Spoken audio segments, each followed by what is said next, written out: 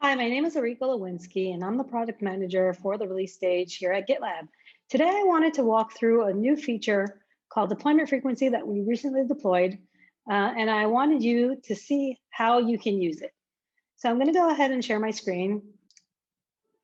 And what I want you to see is that we already have documentation that kind of explains how to use this new deployment frequency.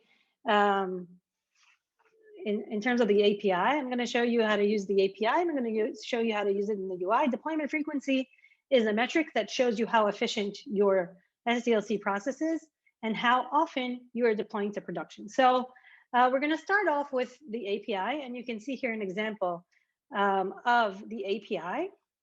It gets all the deployments in a specific project. So you'll see that you need to insert the project ID, you need to insert the environment name, and you need to insert the interval that you're interested in checking out where the deployment frequency was. So let's go ahead. I have a project that I call OREET AD Test Ruby.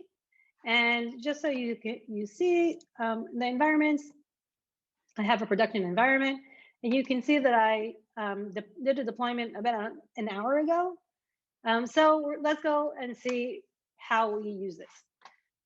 So I'm going to open up my terminal in order to use the API. And I have a small little script that I created that shows you the curl request, the URL that you need for your project, the project ID, as I mentioned, the deployment frequency interval. So I chose from December of last year of 2020. And the interval is daily, there's weekly, there's monthly. And the environment that I chose is production. Now the API supports any environment name that you want to check. So if you have an environment that's called staging or test or dev, you can just replace that with what I have here, production, and you'll get the response. And of course, you need the private token of your project. So what I want you to see is how you can find this information. You can go to your project settings. You can see the project ID. That's what you need to insert. And where you have access tokens, you need to either create or use an already existing access token that has read API access, and you'll be able to get the response. So now let's go ahead and see what our response is for deployment frequency. And you can see we have a value of 1 deployment that was done between these and these dates. And what I want you to see is also what this looks like in the UI. So in the UI of your project, you can see under analytics, we have a CI/CD section. And you can see that historically we only had pipelines in this view, and you can see all the different activities that happen to your pipeline, how many failed, how many are successful.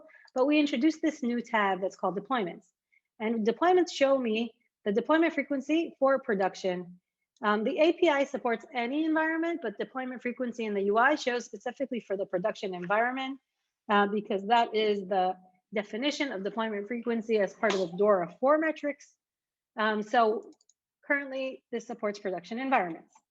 So you can see that I had 0 deployments in February 7th. Today is February 8th, and we had 1 deployment. So you can see that the API and the UI are showing the exact value.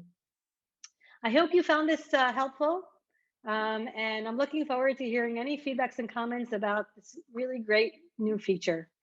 See you next time.